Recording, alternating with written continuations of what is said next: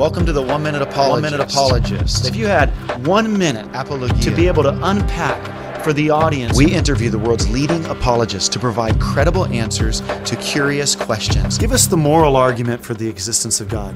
There are many versions of moral arguments for God's existence, Bobby, but the one I like goes like this. Premise one, if God does not exist, then objective moral values and duties do not exist. That is to say, if there is no God, then everything becomes relative, everything is permitted.